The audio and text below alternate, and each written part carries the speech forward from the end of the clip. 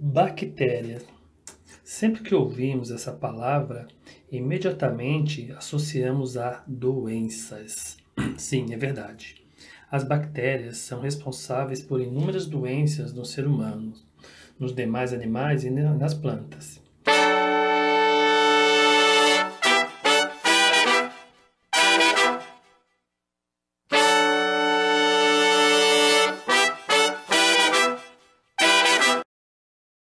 Apesar do perigo no entorno das bactérias, esse ser primitivo é fundamental para a existência das diversas formas de vida no planeta. Aliás, ela é fundamental para que cada um de nós sobrevivamos. Embora as bactérias sejam associadas a doenças, grande parte delas desempenham um importante papel na manutenção da vida. Sem elas, muitos órgãos do nosso sistema não funcionariam. Elas estão presentes em vários produtos do nosso dia a dia. Alguns produtos alimentícios, como queijos, iogurtes, vinhos e etc.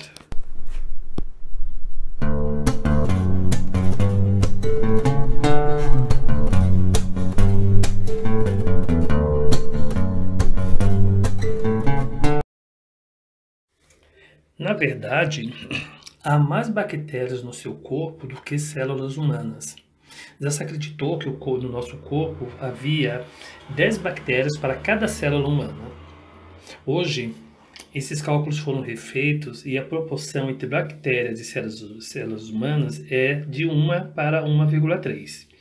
Isso significa que, para cada 10 células humanas no nosso corpo, há 13 bactérias morando em mim, em você, no seu pai, na sua mãe, no seu irmão.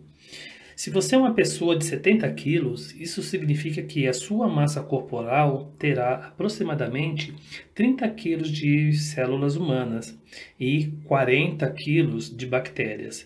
Menos da metade de nós é humano.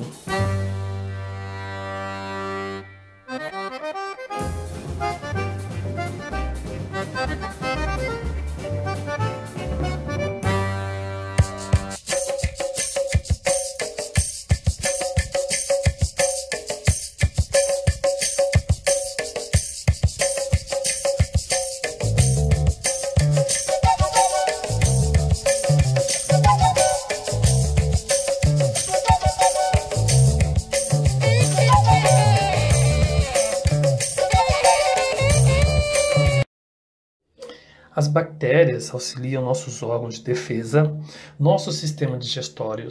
Ela auxilia na digestão dos alimentos. Até aquele pãozinho que você solta por aí, que dá um maior alívio, devemos a ela, às bactérias. Elas têm grande importância para o crescimento e desenvolvimento de todas as plantas, pois o nitrogênio, que é fundamental para a produção de compostos químicos utilizados no metabolismo, principal e secundário das plantas, são fixados por bactérias presentes lá nas raízes. As bactérias têm uma grande importância para a economia.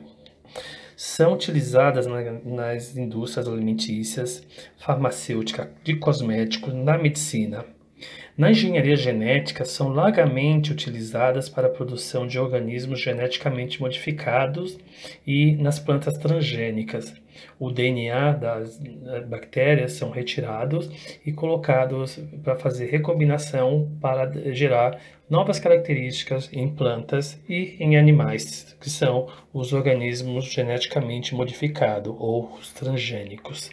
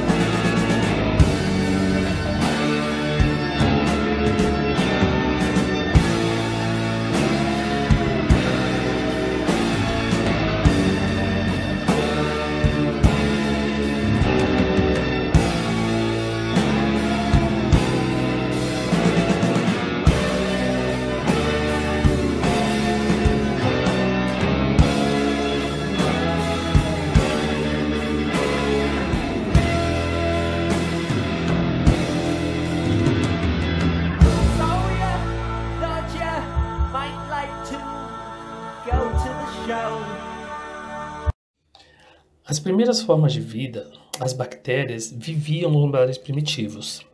Eram seres unicelulares, procariontes e heterotróficos. De acordo com a teoria da evolução por seleção natural, esses seres se diversificaram e deram origem a todas as formas de vida existentes no planeta por meio de sucessivas aquisições de novas caracteres, formando novas espécies. Ainda na Terra primitiva, há cerca de 3 bilhões de anos, um grupo de bactérias adquiriu, talvez, a característica mais importante de todo o processo de evolução. Anteriormente, as bactérias eram heterotróficas. Isso quer dizer que elas necessitavam retirar do meio ambiente os nutrientes necessários para a manutenção da vida. Porém, um grupo de bactérias deu um enorme salto qualitativo no processo de evolução. Esse grupo de micro-organismos adquiriu a capacidade de sintetizar, de fabricar o seu próprio alimento. Eles adquiriram uma estrutura chamada de clorofila e se tornou os primeiros seres autotróficos, os primeiros seres a fazer fotossíntese no planeta Terra. Esse grupo de bactérias são também conhecidos como os estromatólitos.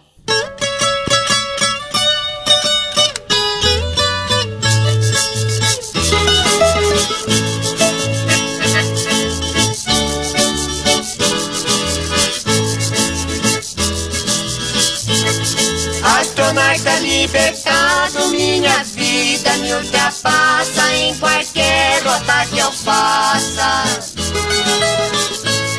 Dei um grito no escuro, sou parceiro do futuro na reluzente galáxia. As bactérias apresentam então as seguintes características. Elas são seres unicelulares, quer dizer, uma única célula. Elas são procariontes, ou seja, não possuem núcleo. O seu material genético fica espalhado pelo citoplasma. As bactérias possuem uma parede celular, semelhante à das células vegetais. São estrutura de glicoproteínas que envolve a membrana plasmática. De acordo com a estrutura da parede celular, as bactérias são classificadas em gram-negativas ou gram-positiva. Esse nome, gram, foi em homenagem ao patologista Hans Christian Joachim Gram, que elaborou o método de coloração das bactérias.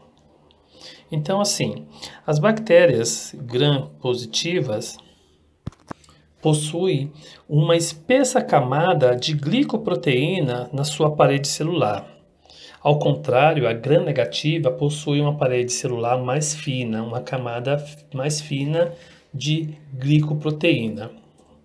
A função da parede celular ela está relacionada com a proteção contra ataque de vírus, os bacteriófagos, que causa resistência ao ataque de glóbulos brancos no sistema de defesa, né? Então, acaba protegendo as células e protege as células também, a bactéria, contra um processo de desidratação.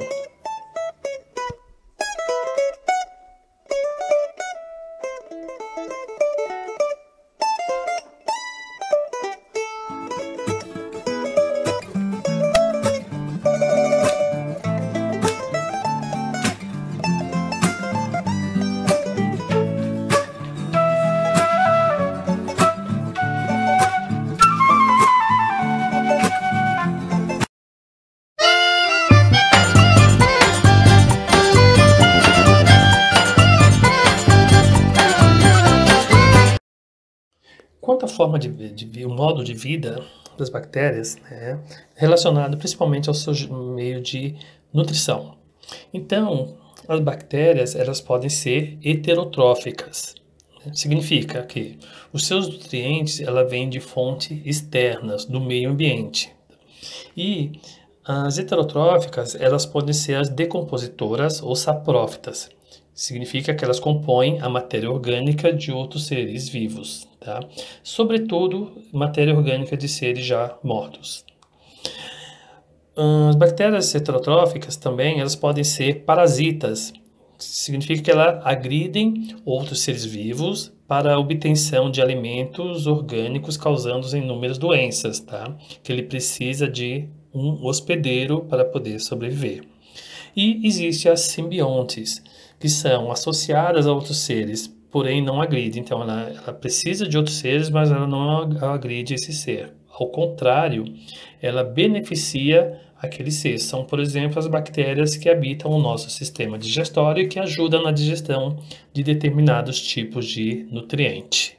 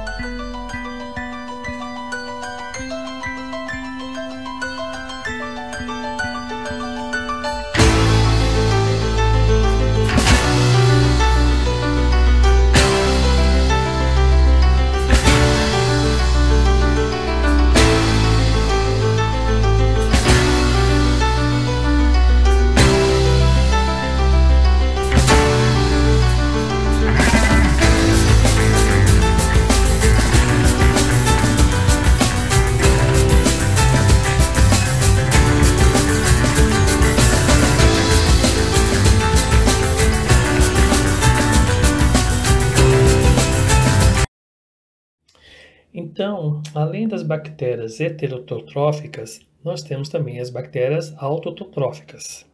São as bactérias que produzem o seu próprio alimento, o seu próprio composto energético. Entre as bactérias autotróficas, nós temos as bactérias fotossintetizantes. Então, sim, são bactérias semelhantes às plantas e às algas. Elas possuem a clorofila, a bacterioclorofila, e realiza a fotossíntese utilizando a luz solar. Porém, ao contrário das plantas e das algas e das cianobactérias, que são microalgas, que liberam oxigênio, as bactérias fotossintetizantes, elas liberam na natureza, elas utilizam a água, né, e o gás sulfídrico e liberam na natureza o enxofre. Então, assim, como que as bactérias são classificadas, né? Então, a classificação das bactérias, o critério que é utilizado é a sua forma. Então, é um critério morfológico, tá? Então, assim, as bactérias são organismos bastante simples que podem ser agrupados de diferentes formas, analisando a forma e o arranjo, né? E dessa forma, a gente vai ter a seguinte classificação, tá? Então, vai ter cocos. São as bactérias que têm um formato esférico ou oval, são pequenas bolinhas, né? O Streptococcus, por exemplo. Então, o coccus, juntando dois cocos, você tem o Diplococcus, né? Que são bactérias em forma de cocos unidos. O Tetrades, né? São 4 cocos agrupados. A Sarcina são agrupadas da forma 8 cocos agrupados, formando uma estrutura semelhante a um cubo. O Streptococcus, né, que é uma cadeia de bactérias, né, de cocos, que é semelhante a um colar de pérolas. E os Staphylococcus, cocos agrupados como um cacho de uva.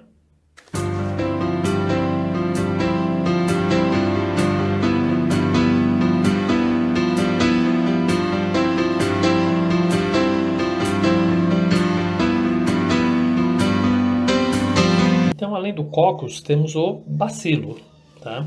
Então, o bacilo é uma outra forma, é um outro formato utilizado para a classificação da bactéria. Então, se a bactéria do bacilo, ele vai ter um formato cilíndrico ou parecido com um bastão, né? Que ele pode ser curto ou longo.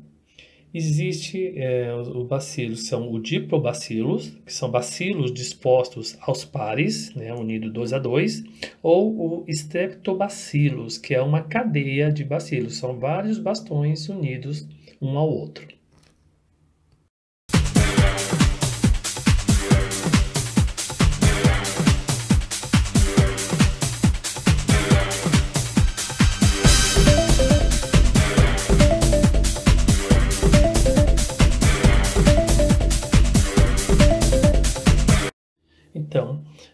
temos as bactérias em forma de esferas, de bolinhas, que são os cocos, em forma de bastão, que são os bacilos, e temos em formas aspiraladas, que são as aspirais, né? Então, tem os espirilos. Os espirilos são bactérias de forma espiraladas, apresentam um corpo rígido e locomove-se com a ajuda de flagelos. Temos as espiroquetas, que são bactérias em espiral, que são mais flexíveis e se locomove por contração citoplasmática, né? E, por último, temos as bactérias que são os vibriões. O formato dela é semelhante a uma vírgula, né? Ela é como se fosse um bastão, né? Um bacilo, só que levemente curvado. Então, eles apresentam uma semelhança, eles são semelhantes a uma vírgula. Então, são esses tipos de bactérias: cocos, bacilos, os espirilos e os vibriões.